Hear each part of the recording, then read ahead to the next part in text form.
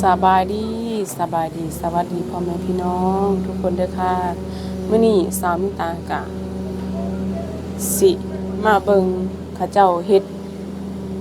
ในสิ่งนี้เนาะว่ามันเป็นอีหยังคืออีหยังเนาะเพราะว่ามิตาบ่เคยเห็นมาก่อนเนาะเพิ่งเห็นครั้งแรกเนาะมิตาก็สิพาพี่น้องมาเบิ่งนํกันเลยเนาะทุกคน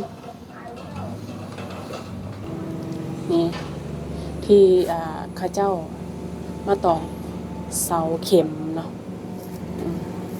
จะมาตอกเสาเข็มอยู่ทางหลังบ้านเฮานี่แหละเพราะว่าอยู่ทางบ้านเนาะ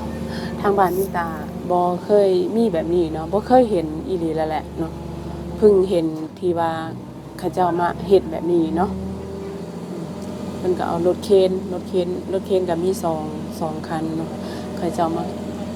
ตอกเสาเข็มเบิ่งเขาเจ้าเจาะเบิ่งเลิกอันนี้เพิ่นก็เริ่มแล้วเบิ่งไหมเลิกประมาณ6เมตรนี่แหละเนาะเสาเข็มเนาะเพราะว่าอยู่ทางบ้านมิตาย่างแหละว่าสิเห็นแบบนี้เนาะบ่เคยเห็นอันนี้ขั้นนี้เพิ่นก็กำลังเจาะเนาะเพิ่นกำลังเจาะอันนั้นก็เจาะ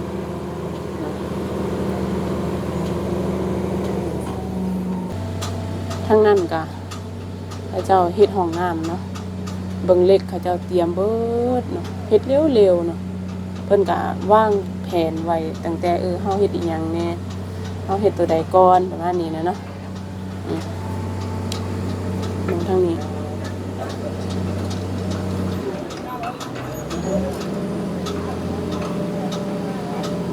เพิ่นก็น่าจะเจาะแล้วก็เอาเหล็กหั่นลงไปแล้วก็เทปูนบ่หรือว่าแนวใดเนาะเพราะว่ามิตาก็บ่รู้เนาะบ่เคยเห็นจักเทื่อเนาะเพิ่งเห็นแบบนี้ล่ะมันมี2คันถ้าเบิ่งทางนี้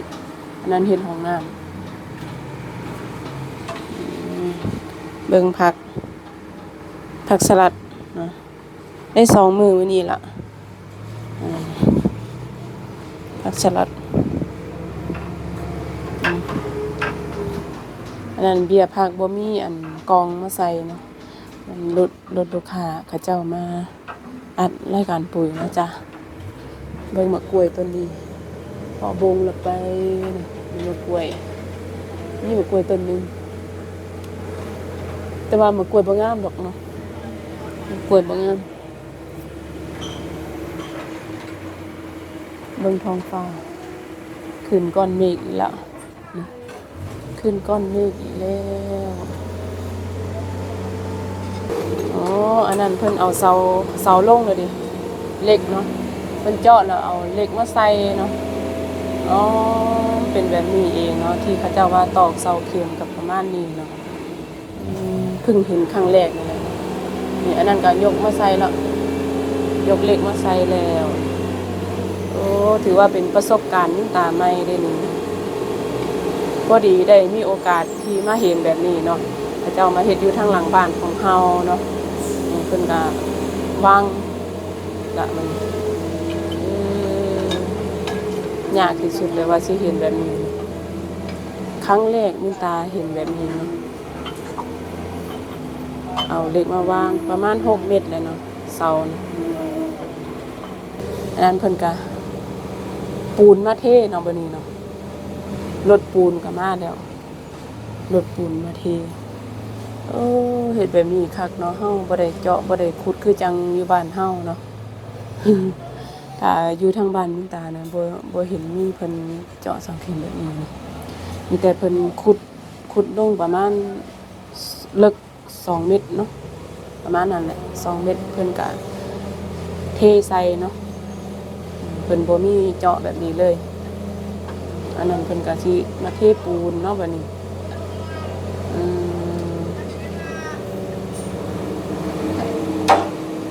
โอ้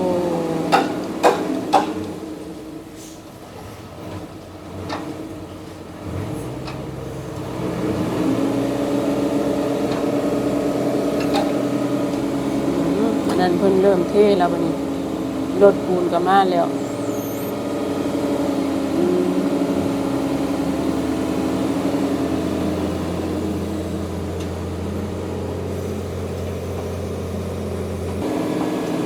อันนั้นก็รถปูนเนาะรถปูนมาเทใส่นี่โอ้คักเนาะตะกี้มินตาก็เคยไปเฮ็ดงานอยู่อันภาคใต้อยู่เนาะแต่ว่าบ่บ่เห็นเนาะบ่เห็นบ่เห็นเพิ่นอันเทแบบนี้นะ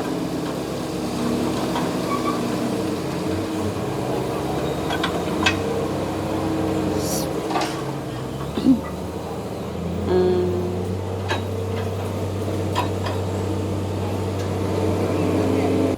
โบถือว่าเป็นประสบการณ์ใหม่ของมินตามินตาเคยเห็นครั้งแรกที่เขาเจ้าว่าเจาะเสาเข็มเนาะค่ะมาเจาะเสาเข็มมื้อเช้าเนี่ยก็มาเบิ่งแหละแต่ว่ายังบ่เพิ่นหากระเจาะเนาะเพิ่นยังบ่ทันเอาเหล็กมาวางใส่เนาะตอนนี้เพิ่นก็เจาะไปแล้วก็เอาเหล็กมาวางใส่แล้วก็เอาปูนมาเทใส่เนาะโอ้คักๆๆแบบนี้เนาะคักเลยแหละแน่นหนาดีเนาะส่วนพญาสำริดก็เฮ็ดงานอยู่ในห้องเนาะ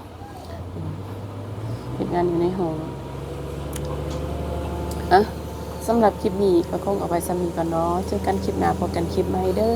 เนาะมื้อนี้ก็คงจบคลิปเพียงซ้ำนี้เจอกันคลิปหน้าพบกันคลิปใหม่เนาะบ่ฮู้ว่าสิไปถ่ายอีหยังมาสู่พี่น้องเบิ่งเนาะมื้อนี้ก็คงลาไปก่อนสบายดีบ๊ายบาย